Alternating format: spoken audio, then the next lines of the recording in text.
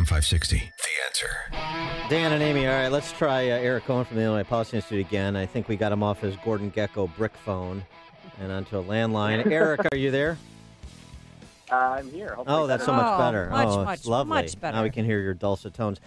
So we were talking about Rauner's budget address next week, February 14th, and what you think that should contain to address all of the fiscal ills that ail Illinois. What I think we need to do is we need to have a reset of the culture in Springfield, and that has been one of moving basically from crisis to crisis. We haven't had a balanced budget since 2001. We went a couple years without any budget at all that ended in the calamity we saw back in mid-2017. Here's the reality. Spending has consistently outpaced tax revenues in Illinois for more than a decade now. We've grown more than $7 billion since 2010 alone. So this is a long-term problem that just gets worse every year. We have to change that culture, and what we're proposing to do that is a spending cap that caps government spending growth and ties it to what taxpayers can actually afford. That will give Illinois families some certainty, which is something that is lacking in this state now. Illinois families don't know what is coming down the pike from Springfield. You see this manifest itself. Is this cap like the Tabor caps from the late 90s in a number of states, including Colorado, where you cap state spending at no more than the combination of population growth plus inflation or CPI? Yeah, what we're proposing is to cap all government spending at 2.89%, which matches the average annual growth in Illinois' gross domestic product per capita since 2000. Okay. And just a point of order, I mean, those caps, that's a different threshold, but it's kind of the same concept, and marrying it to growth makes a lot of sense to me. But, I mean, those caps, this is an idea, these hard caps, that actually worked to rein in runaway spending in the states that instituted it and abided it for as long as they did. Exactly, and we see no reason we can't replicate that here in Illinois.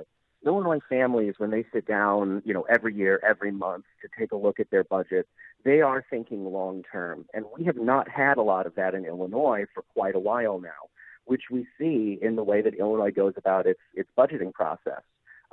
If you look at the budget that passed in July of last year, included the 32% income tax increase, and yet still, only a matter of months later, it was $1.5 billion out of balance. So we know we have this cultural problem. We have this lack of long-term thinking, and this spending cap, putting some reins on the state legislature, is a way to provide that kind of certainty and get government thinking like Illinois families have to do in terms of how they budget for themselves. Well, and besides the spending cap, are there any government programs that you think should be eliminated? So we think that, there are, this isn't a program that's proposing sweeping budget cuts. We're focusing on smart growth, tying the growth in government spending to growth in Illinois' economy, so that Illinoisans can really rest assured that they're getting a state government that they can afford, and that will be predictable to them. Barring an economic downturn, the state could have a balanced budget with a surplus, we predict, by 2025. And what about the legacy costs, like, as I mentioned at the outset of our discussion, upwards of $10 billion in unpaid bills?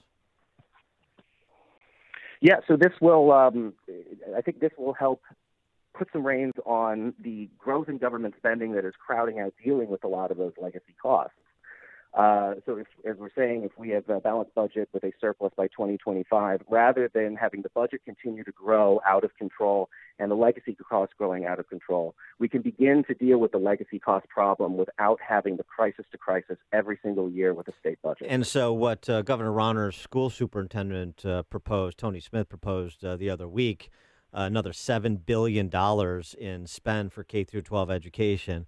Well, that's not going to be feasible under your vision of smart growth and spending mirroring economic growth in this state. You're going to have to start making some hard decisions. And, yes, we've seen this kind of growth out of control, and this is just another example of it. We need state governments to think hard and long-term and really act like Illinois families have to do in terms of looking at the revenue that is coming in, looking at what we are spending and adjusting accordingly. And we believe the spending cap is the way to force their hand to deal with these problems in a responsible way that gives the kind of certainty that Illinois families need if they're going to want to remain in this state long term. What's the perspective on repeal of the 32% tax increase, income tax increase passed last year then? Is that something that's going to have to be phased out as spending is pared down, or in your estimation, your document, can we recommend repealing that immediately, straight away, in toto? So we're looking at having that phased out over time. We know the governor is likely going to present repealing it immediately. We think our plan provides with it provides predictability and provides certainty, and it provides what families are going to need if they're going to stay in the state. We see the massive out-migration crisis. We know taxes are driving that. The Paul Simon Public Policy Institute says that's the number one reason.